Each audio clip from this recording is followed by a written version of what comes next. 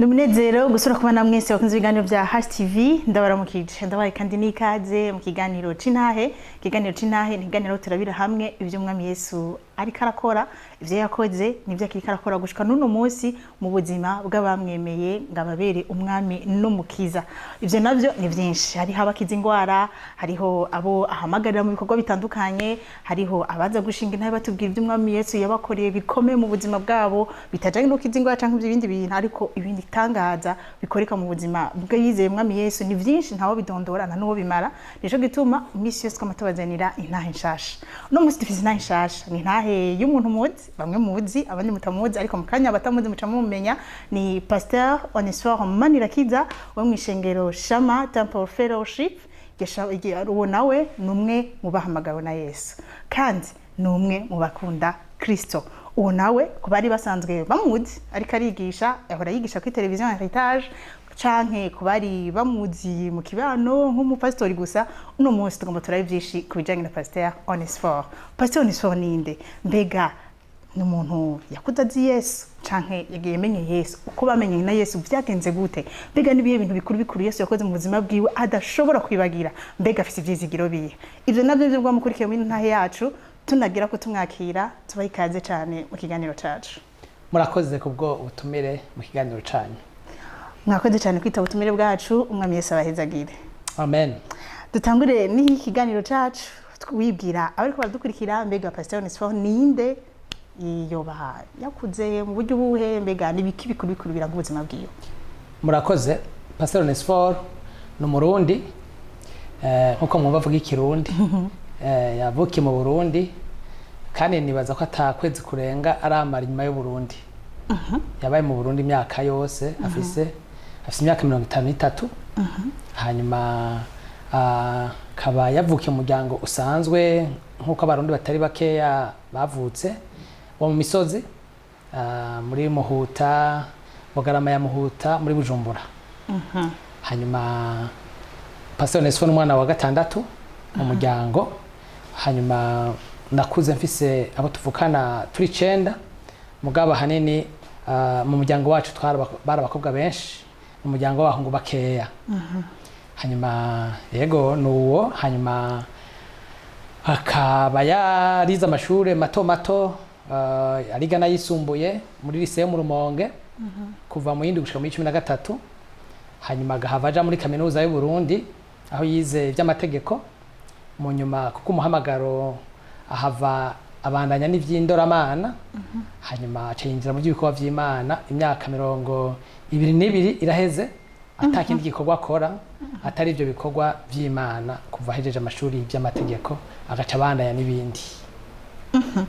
Petitre ibyo turaza kwishika ko umuntu yacu turiko turasozera aho tuza kuvuga ingene yavuye mu by'amategeko acagenda mu z'Imana, ariko tubanze twumvirize mbega Pasteur Onesphore yakuze azi Imana kuno musi tumuzi nka Pasteur Onesphore. Yego, Pasteur Onesphore ntiyamye yitwa Pasteur Onesphore. Ubwa mbere ni Onesphore MANIRAKIZA. Yabaye pasteur afite imyaka 45. Ni mu myaka mike yiheze rero yakuze ari mu muryango w'abantu bagomba gusenga Imana, mugabo ukuntu bari barayigishijwe bigaragara ko batahura neza kuko bayibangikanya no gusenga kwa basokuru. Iyo yavukiye mu muryango kwa Mungu tuja mu misa, hanyuma mu ndwi hagati tukaja mu kindi gikorane cyo muhira inyuma y'inzu mu kazu kitwa Kanyabugoro. Yakuze hari hakazu atinjiramwo karimwe iminana, karimwe utuntu atinya. Iyo hari ingorane mu muryango zateye abona abantu baza bakagira igikorane cy'ijoro ntibacita igikorane, mugabo bita kubandwa. Yarabonye ibintu bene ivyo mu buzima bwiwe. Yakuze afise ubwo buzima buzazaniwe Imana. Mbega niyihe?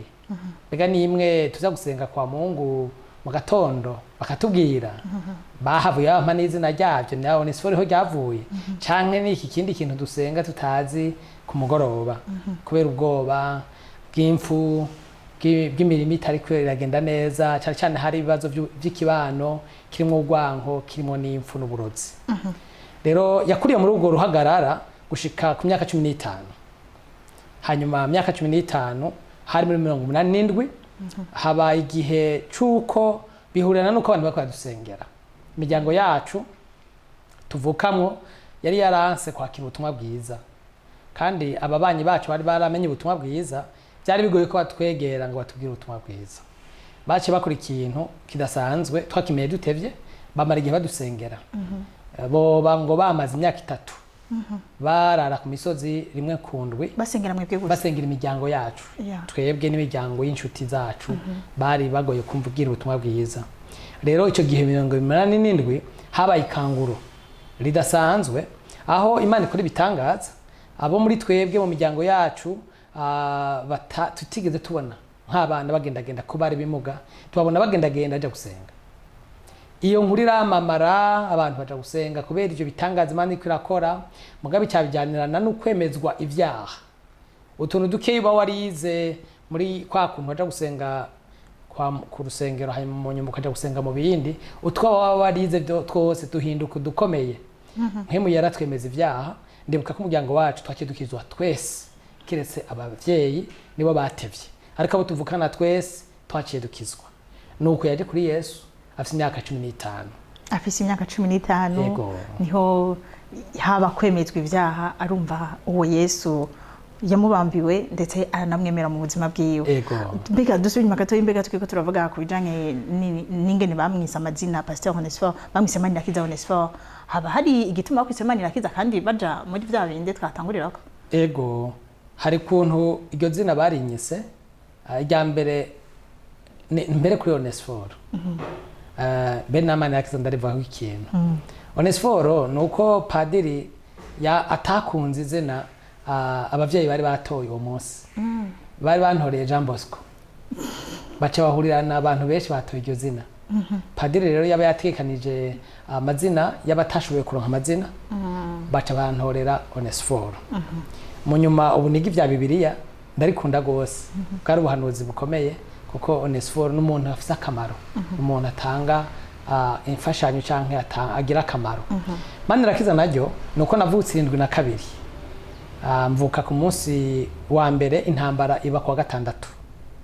Hanyuma mpunga afise imyaka iminsi 6. Bariko barahunga abavyeyi, harageze igihe uruzogi rutari bwaragaze, mva amaraso mu mukondo, kuko bari bampetse hataragera. Nuko bagira ngo ngira mpfe, baranajyana akanama kuko bonta nuko bongumya. Mugabo bavuga ati twofa tubabaye mu mutima tumutaye ataradenduka.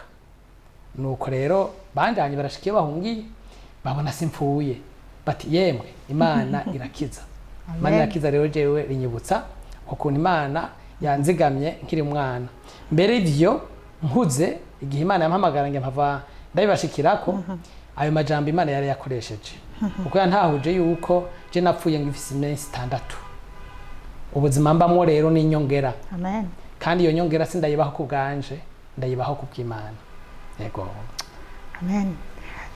Imana yarakoze kuziga umuntu yingira kimazi, kandi Imana igihe cyose ikora mu buzima bw'umuntu ibifisi ikizomukoresha. Imana yarakoze gose rero ko yo wabanje witwa Manirakiza ucurongerwa ko na Pasteur. Tubandanye n'ikiganiro cacu, dufise umutumire ni Pasteur Manirakiza Onesphore, mwaje kutumviriza igituma yiswe Manirakiza mwacumvise, igituma yiswe Onesphore mwacumvise, ndetse mwumvise n'ingene yakiriye Yesu umwami n'umukiza, ko habaye ikanguri wabo, kandi ko nawe nyene yahavuye ajamu umubemezwa ivy'ivyaha, aremezwa ko ari umunyavyaha, hamaca arakira Yesu nk'umwami n'umukiza. Twashaka tudugira aho nyene tuvuge ngo mbega none umaze kwemezwa ko uri umunyavyaha, hoba hari ibintu vyahindutse muri wewe vyatumye uvuga uti sinkiri Onesphore wa kera, ubu ndabaye Onesphore mushasha? Murumva ko nari nkiri muto, mugana aho nari nkiri muto hari ibintu byari bimbangamiye. Ivyo nibaza ko ndabisangiye n'abanyafrika benshi, abemera ko habaho imizimu, abemera ko habaho abapfuye bari ahantu kanaka, n'abantu babaho mu bwoba. Je nakijwe ku bwoba bw'abuzima bw'uko babandwa muhira, hari ubunyabugoro n'ibindi, bwavyara ubwoba. Wabona ibintu byose umenga birakubangamiye, imizimu, abavyeyi niko babita.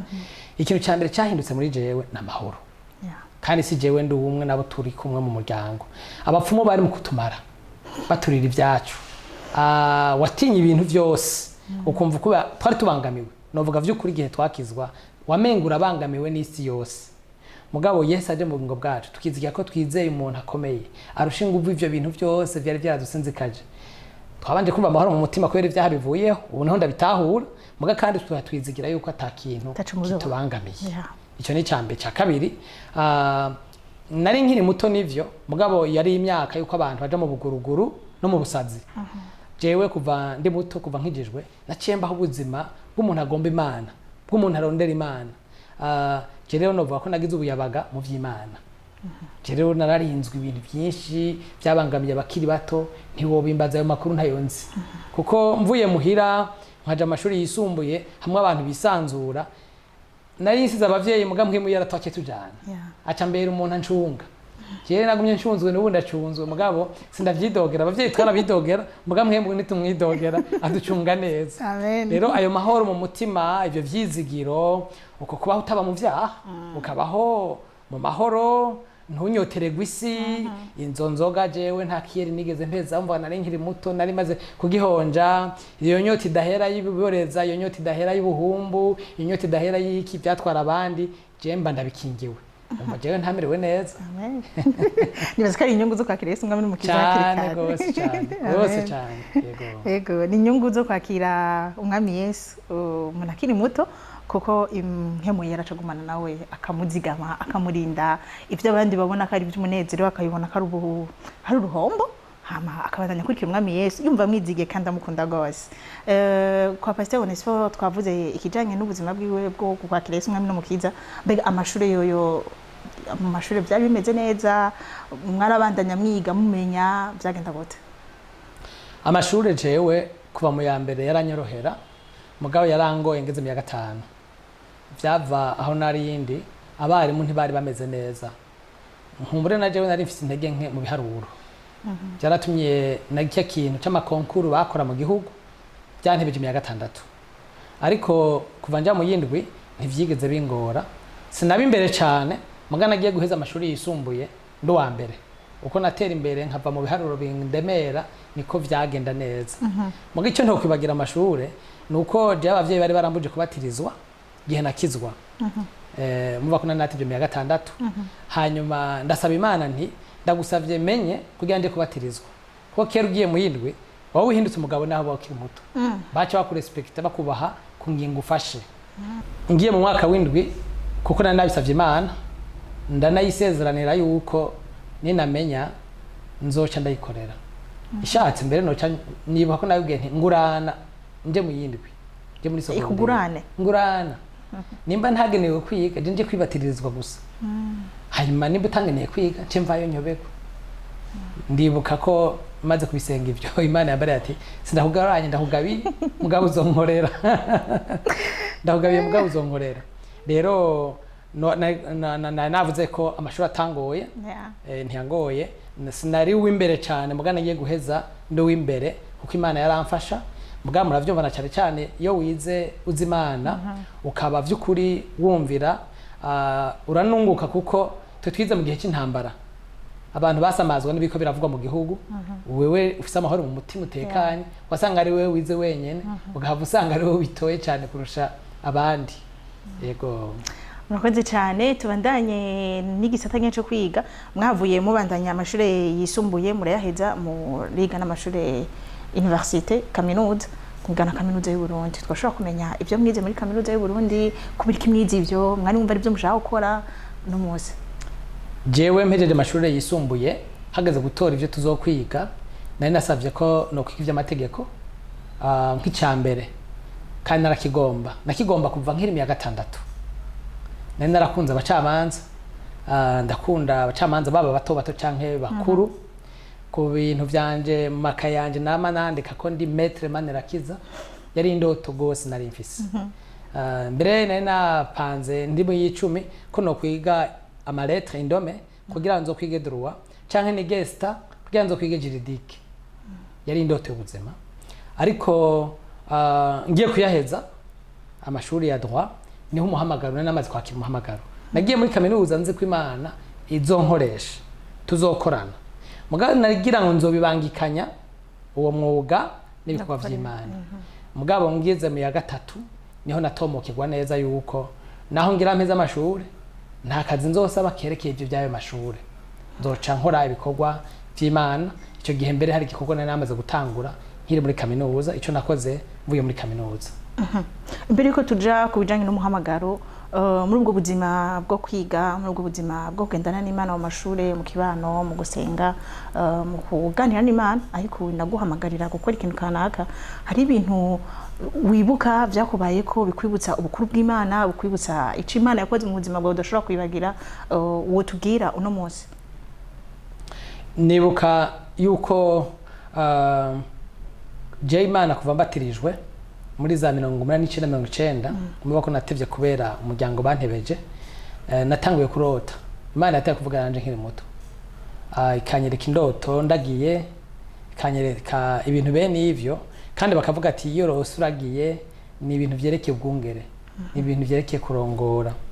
Ndazi ko 1991 92 je nakuri mu cyumba cya Pentecote, ndi mu Pentecote, abantu bemere ingabire za mpwemu yera, niho nabatizwa muri mpwemu yera. Byabaye ibintu biteye ubwoba gose igihe mbatizwa muri mpwemu yera gose, kuko ivyo nahora ndota n'ivyo nahora niyumvira niho vyahinduka.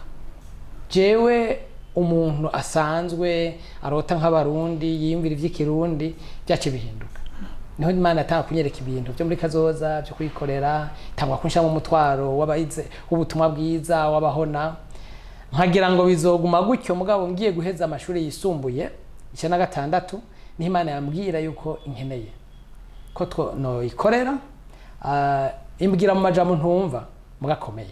Ayo majambo yavuga iti ngomba ube umugisha w'amashengero. Jewe umusore akiri muto sinumva icyo aricyo bisigura kuba umugisha w'amashengero. Mbere naranse mu mutima, tiwanse kubera iki? Byansaba ko mva muri Pentecote ishengero nakuriyemo, kandi ntacyo najyagiriza na kimwe. Mbere ryarankunda aho nagenda hose kubera umuriro w'Imana wari muri jewe, bampa ngo nsigure, kandi nkiri muto byaransitaje gose, kuko byasaba yuko nshigwa ku ruhande bakavuga ko naguye, abo nareze, abo nagiriye neza, abo nabereye akarorero bakanyinuba. Ubu niho ntawe icyo bisigura mu muhamagaro w'umuntu, hari igihe Imana imushira iruhande mu bugaragwa kugira imutegure. Rero byarambabaje gatoye, mugabo maze umwaka nanse mu mutima harabaye ikintu mu buzima bwanje, mama arapfa.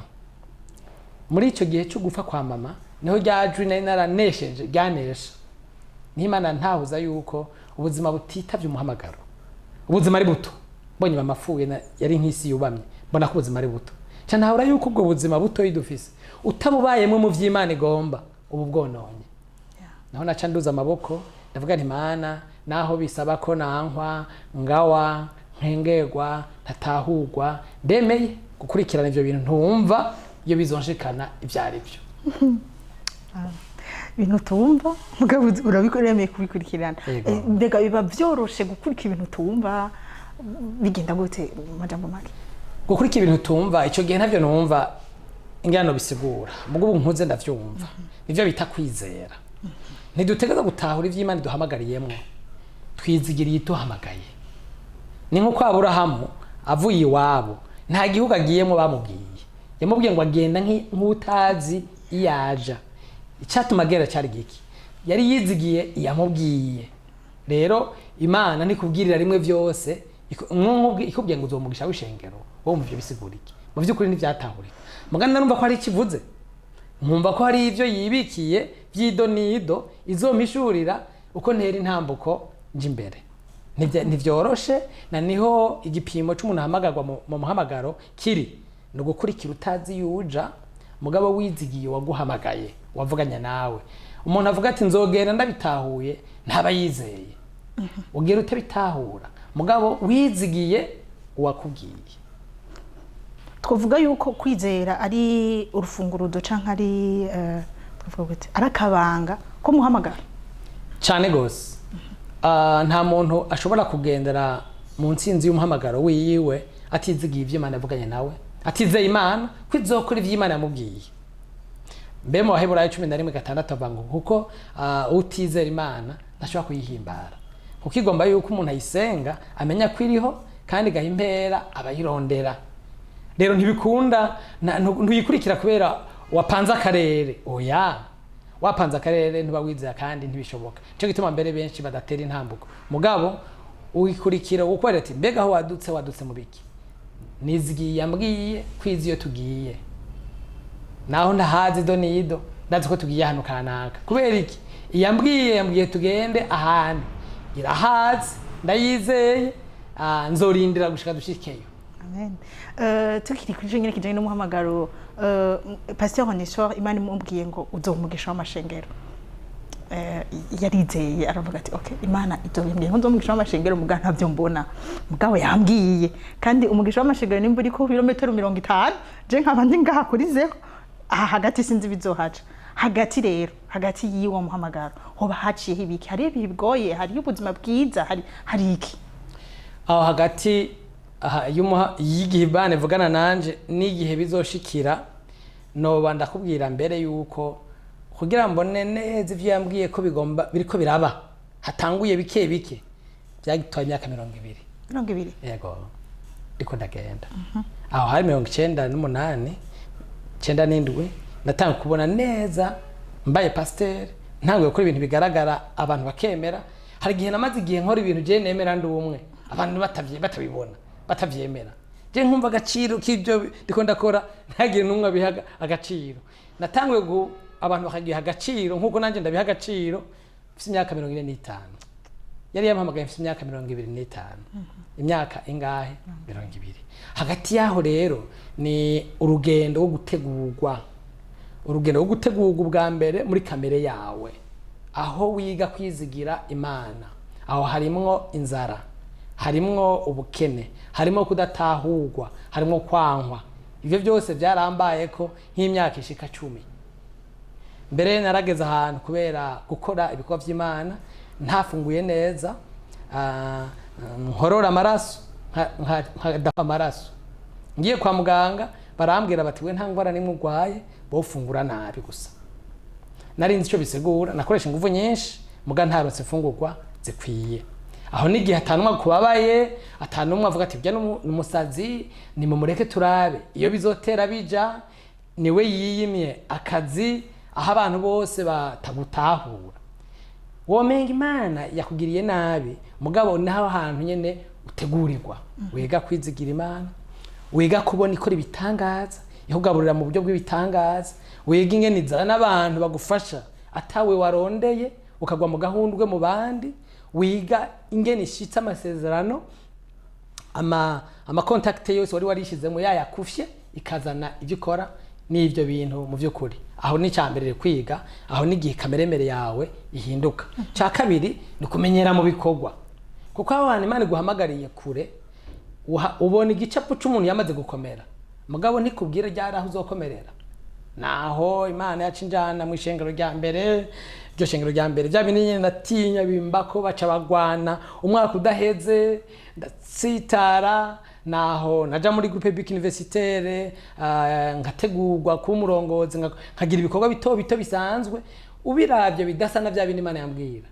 naho nahava ntangura umuryango w'imbuzi ba Kristo nkatangura kwiga kurongora mu bajene kandi nziko Imana yampamagariye abapastori n'abakuze ndibwica igicapo nama mbona ngize ikorane kinini cyabungera amashengero tuvuga ivyijana butumwa ico gihe Imana yampamagara ico gicapo nakibonye mu 2017 niho nabona tugize kongre ya mission ahi Bujumbura ikintu kigomba gusa nico nari naragizene nari narabwiye mu 1997 mugabe Imana ibigomba kugutegura mu gikorwa ikuzi ingabire zawe kandi ingabire zawe zikurira aho uhamvya uri ukiri muto ukora mu bakiri bato ukaduga bukebuke hanyuma nuko munyumiza iramenyereza mu vy'uburongozi gushika ahantu rero ngera mu byo ariko ndakora umunsi urugendo duva ni rurerure novuga ngo mbega nibiki wize uvuga uti ibi bintu byarafashije kubandanya nshikamye mpagaze byanafashije kuko numva umenga ahantu hose ushitse ikintu cyose ugiyemwo wavuga uti mbega niki Imana yampamagariye niwo wamugisha Imana yambwiye kuko numva urugendo ari rurerure niyihe mpamba wari ufise icyambere no kugumiza umutima ku masezerano y'Imana ntuyakekeranye icya kabiri no gusenga ubuzima nk'ubwo busaba kusenga gihe cyose ukekeranije utewe no kudendebukirwa Imana ikikwibutsa amasezerano. Imana yarandungikiye abantu bamwibutsa, harageze igihe kinini Imana yagiye yanyibwirira ivyo imbwira, mu nyuma irahindura itangura kundungikira abantu bambwira ivyo yambwiye kandi atanumwe nakibwiye. Nawe none wose uraguharira. Ndibuka umunsi umwe ndi muri Iburaya ahantu yitwa Marte muri conference, umuntu ava muri Egiputa atanzi dufatanye ngo dusenge, acambwira incamake y'ivyo Imana yambwiye vyose. Rero Imana yibonye kudendebukiwe iragutera intege, ikakuzana ijambo ryo kuremesha, ikazana intsinzi muri twa tundi utemera muguri kurakora, ukabona ati nawe no naho ntaragira hahandi Imana turi kumwe. Ikakugurura imiryango nk'akarorero, ntangwe umuryango w'abimbuzi ba Kristo, nkabona ingene Imana yanzaniye abantu banshigikira, tugatanga kugira ivugabutumwa, nkabona urwaruka rukwira igihugu cyose, naho bitasa neza na neza n'ibyo niyiteze, narabona ko bipfana ikintu navyo. Hamwe avuga none bizoherera muri aba bajene cyangwa nzogera ahantu ndabifate mu maboko nyene izina. Mugabo rero Imana bigomba kuyizigira, ukagira nuvuti naho ndobishikira ntaco. Yabisezeranye atari yibikoze none hari ico. No bibabara kurusha iyo. Kuko iyo babaye umwana kurusha nyina wiwe haba ari kibazo. Rakoze cyane kandi Imana n'umwizigirwa. Uno munsi yamasezerano yarasohoye, bimwe Imana yakubwira uno munsi uri kurabikora. Mbega twoducira mu ncamake ivyo bintu byari biri mu migani uwo mugisha uno munsi uri kurakoreramo uwo baruyo. Natangaje imvugo y'Imana. Hari igihe tutamenya ko irakora kandi irakora. Ivyo wumva kera nabona umenga ntibiko birakoreka. Ubu ntangazwa kubona ko byari bitanguye gukoreka icyo gihe nyene. Byateye ubwoba buri kurabiraba. Kuko ikorwa nkuru ubu nije gukomeza amashengero no guteza imbere igwirana ry'amashengero yubatse nkuko Bibiri ivuga, vy'ukuri ameze nkuko tuyabona mu isezerano ryake mu isezerano rishasha. Mugabo ikintu ntamenya, sinarinzi ko mu gukora mu gwaruka muri baba jeune muri gwagwaruka muri mwaso n'ahandi, nariko nditegurira abungere tuzokorana muri ya myaka muri kazoza. Ubu rero niho hasa nukwa, no kuvuga yuko igiti kinini cy'abantu tuko turakorana umunsi mu guteza imbere uburongozi bwiza w'amashengero no gutangura amashengero agaragaza ivyizigiro ko hashobora kuba ishengero ryubakiye ku ijambo ry'Imana mu kwizera mu kuri, rifise uburongozi butekanye, abari muri ryo bahinduka abigishwa ba Kristo, ririmwe umutima w'ijana butumwa, rifise umuhamagaro ritahura umuhamagaro w'ivugabutumwa mu Burundi no mu mahanga. Sinarinzi yuko byari bikenewe ko abazobikora ndabitegurira bakira abana. Kumbe je nabona igicapo cyaheze mugasimbone aho cyatanguriye. Rero intambo kimwe mu byo mbona mu vy'Imana yari yansezeranye ndiko ndakora nuko mbona abantu babarongoza amashengero bafite imyaka 30, 40, bamwe baba 45. Nateguye twakoranye muri ryavuga butumwa muri mwaso, muri rya bikorwa bito bigayitse, muri rya bindi atanu yabona kuri ko ndakora, ubu nibo bahagaze kandi bako barakora. Ubu rero nibwiye mvuga naho no garukiriza ngagukora ngataha ivyo nabivyi byo bandanya. None umva kubumugisha bishengero bitabaye. Icyo ni cyambere. Cya kabiri, myaka 8 iraheze ntanguye guhabwa amabakwe yo kwigisha nk'umusiguzi mu bikorane bitandukanye atari je nateguye. Rero ubu ndabiravye mbona ko ari umugisha munene. Ndamaze kumva barongoza amashengero iyo mpejeje imyiherero y'abungere b'amashengero atandukanye, iyo mpejeje inganda nini nka za GLS n'izindi, bavuga ati uwo muntu n'umugisha ku gihugu cyacu. Rya jambo nyene Imana yambwira mu 97 ndamaze kumva abantu babivuga. No kuvuga iki? Baha agaciro ubutunzi, ubwenge na sinzi n'ibindi baha agaciro muri jewe, babonye muri jewe. Niyindwi ayo majambo narayumvise. Rero kubana ndi umwe mu basiguzi no mu bigisha, mu bikorane, mu makande jeune, mu ma conference, ndakibona ko ari umugisha. Mugabo kandi nibaza kubizi dufise igikoresho cyo gutegura abakristo mu mashengero ngo baba bigishwa ba Kristo. Uyu munsi gikorera amashengero 40 atari igiwacu gusa. Kandi aho kiho kirakorera intahe zivayo mugiye kuri Antioch Foundation Burundi muri Facebook murazumva. Ni intahe zikomeye zivuga ingene abantu bariko baramenya Imana, bariko barahinduka, bariko barita umuhamagaro. Cya gicapo rero bucuzuye gose. Ahandi ngaha hari amashengero arenga 40. Abakristo bo muri iyo bariko barakura mu kumenya Imana no mu kwita umuhamagaro. Si ivyo gusa. Twatanguye programme ya kaminuza ya Bibiliya ya teoloji. Ubirimo abantu bava amashengero atandukanye ya vuba na ya kera, kandi ifise inguvu zo gukwira mu gihugu. Iyumvire abarongozi bari mu gihugu babuze ingene biga ivy'ijambo ry'Imana, batabona ingene aboronka amabakwe, uko amabakwe aboneka ashikira bake. None tugiye duha amabakwe yo kwiga ijambo ry'Imana, bava mu mashengero atandukanye, bazokomera bakabona iyo bava niyo baja. Nkumbure ngumana ivyizigiro ntimbere bagire no kurugero yuko baca impamya bushobozi zo ku rwego rwo hejuru. Ubu rero ndabona ca gicapo kiriho kiregereza, birashoboka ko ari uduce ntaratahura, ntarabona nkuko namye nkurikira kubwo kwizera, mugubu ndakorakora kuri bimwe bimwe vy'Imana yavuze. Amen. Imana ntibesha, Imana ni mwizigirwa, yisezeranye irashita kandi irahwa impamba umuntu ayizeye kugira ngo ashike kuvyo yamubariye. Dusozera kino kiganiro cacu twashaka tubaze ikibazo ca nyuma Pasteur Onesphore, ikibazo dukunda kubaza abatumire bacu benshi.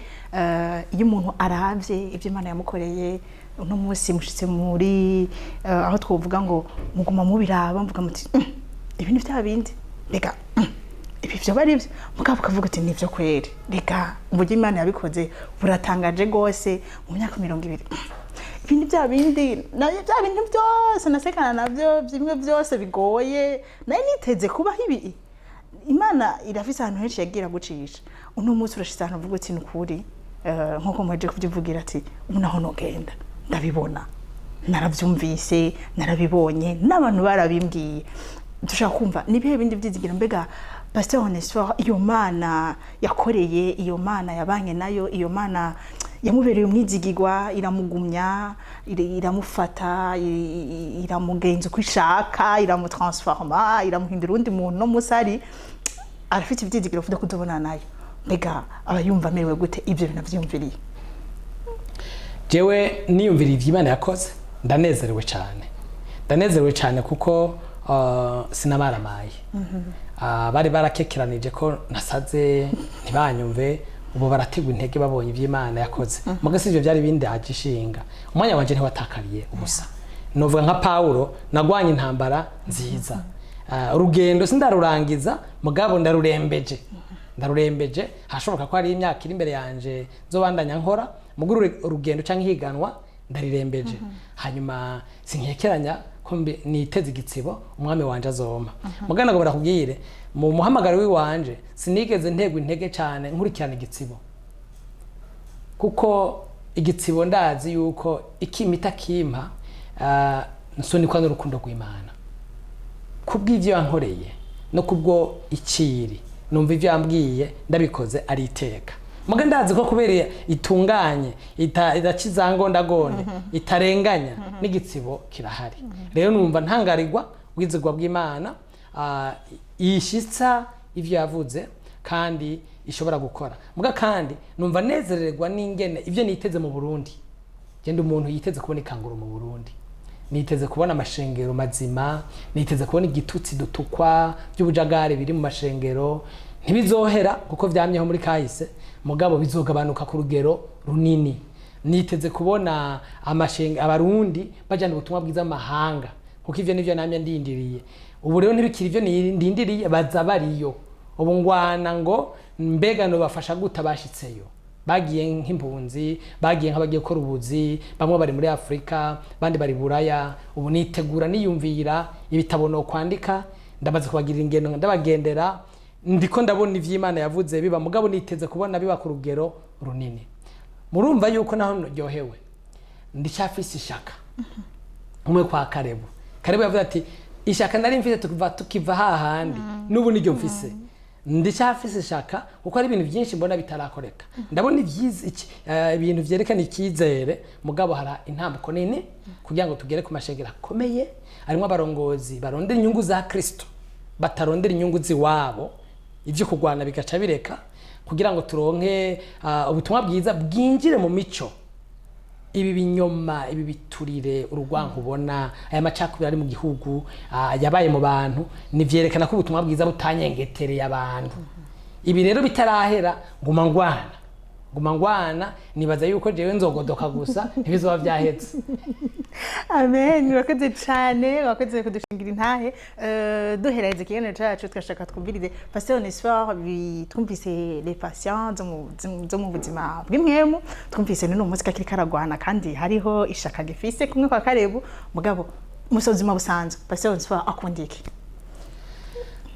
Pasteur Onesphore gira ivyo bintu byaramutwaye umutima je nkunda gusoma ibitabo ndumusomye akanya kose ndonse ndakunda ibitabo televiziyo je ntayo nkunda cyane mugiyo ndayiravye nkunda documentaire je ndakunda kahise umuntu wa kahise ndakunda ivyaranze abantu ba bibliography nico jewe nkunda aho nsanze muri banki ndindiriye ko banserva aho nsanze kwa muganga mperekeje umuntu canke ngiye kwivuza mba mfise igitabo je ndakunda gusoma igitabo ndakunda n'ingendo ahantu hashashe ndi mu modoka igihamana kibi ahiwacu atari gihanga nta nahamuro nk'ahantu hashashe yego.